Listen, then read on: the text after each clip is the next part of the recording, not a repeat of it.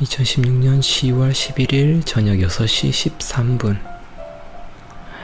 내가 받아온 교육 환경은 질문을 싫어하는 곳이었다. 왜 그런지 생각해보면 수업에 방해되니까 그런 것 같다. 30명 내지 40명에게 일목요연한 가르침을 전하려면 교사가 준비한 강의식 주입 교육이 이루어진다. 한 명 한 명이 질문을 하기 시작하면 수업이 끊긴다. 수업의 핵심에 관한 질문이라면 괜찮겠지만 조금만 수업과 동떨어진 질문을 하게 되면 교사는 초조해진다. 수업 진행을 해야 하는데 질문들의 공습을 받는 것이다. 사실 어린 학생들이 좋은 질문을 할 것이라고 기대하는 것 자체가 무리다. 다 큰 성인도 어이없는 질문을 하는 것을 보면 말이다. 그러다 보니 교사들은 자연히 질문을 아이들에게 권장하지 않는다.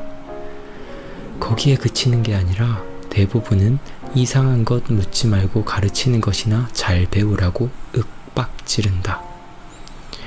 이렇게 어렸을 때부터 질문하기를 억압당하는 환경에서 자라온 학생들은 자연히 질문하는 법을 잘 배우지 못한다. 질문도 훈련을 통해 좋은 질문을 할 수 있어야 하는데 훈련의 기회 자체를 박탈당한다. 한없이 호기심을 가지는 모든 아동들이 이렇게 질문할 줄 모르는 호기심을 제거당한 상태로 자라난다. 왜? 라는 비판적인 사고를 배우지 못할 뿐 아니라 심지어 나쁜 것으로 매도당한다. 그러면 교사들의 잘못인가? 잘못이 없다고 말하진 못하겠지만 궁극적인 원인은 현재 우리 사회의 구조와 분위기 때문이다. 빠른 성과와 성적을 중시하고 진득하게 기다려주지 못하는 문화가 교사들을 압박한다. 물고기를 잡는 것을 가르쳐주지 못하고 그저 물고기를 갖다 먹여주는 교육을 강요하는 것이다. 그렇게 주입식 교육은 인간이 아니라 학습 능력이 최소화된 원숭이로 길러낸다. 스스로 생각하는 법을 가르쳐야 한다. 아니, 가르치는 게 아니라 훈련시켜줘야 한다. 스스로 생각하고 호기심과 상상력을 발전시키고 자신을 훈련시키는 습관을 훈련시켜줘야 한다. 그것이 교육이다. 라고 적었네요. 제가 이렇게 한 번씩 교육에 대한 이야기를 하는 대부분의 이야기들이 이때 당시에 제가 막 교육에 대해서 저만의 생각을 이렇게 적다 보니까 뭔가 저만의 생각들이 이렇게 정립이 됐었던 것 같아요. 예를 들어서 제가 이런 글들을 적지 않았었다면 요즘 교육 어떻게 생각하세요? 그러면 형편없죠 라고 하고 뭐라고 이렇게 설명을 못 드릴 거예요 아마. 근데 그래도 제가 이렇게 글로 조금씩 제가 어떤 교육에 대한 생각들을 떠오르는 대로 이렇게 적어보다 보니까 때로는 뭐 비판을 할 때도 있고 그리고 또 때로는 비판은 할 수 있는데 비난을 할 대상은 없다는 것에 대해서 이렇게 얘기를 할 수 있는 거죠. 예를 들어서 교육에 대한 비판은 할 수 있어요. 잘못된 건 잘못됐다고 이야기를 할 수 있는데 그 잘못된 걸 누군가의 잘못이라고 비난하려고 대상을 찾다 보면요, 비난할 대상이 없습니다. 사실은 가르치고 있는 교사도 배우고 있는 학생도 다 피해자예요. 그 교사는 또 누군가에게 그렇게 배웠을 거고, 그리고 또 그런 교사들은 다른 어떤 학생들의 학부모들한테 계속해서 강요받거든요. 어떤 강요를 압박을 받습니다. 주입식 교육, 어떻게든 좋은 것들을, 좋은 답들을 끄집어내는 그런 교육을 시키라고 계속 많은 학부모들이 압박을 넣어요. 좋은 점수를 내는, 좋은 대학을 보내는 그런 학생으로 길러줄 것을 종용하는 거죠. 선생님들한테요. 그러다 보니까 지금 교육의 현실이 물론 지금 조금씩 좋아지고는 있지만 아직도 좀 교육에서는 우리나라가 좀 후진국인 이유가 여기에 있는 것 같아요. 학생도 교사도 다 피해자입니다. 물론 이게 교육도 정치와 이렇게 연결이 되어 있기 때문에 정치도 바뀌어가면서 교육도 분명 조금씩 이렇게 앞으로 계속 조금씩 나아지겠지만요.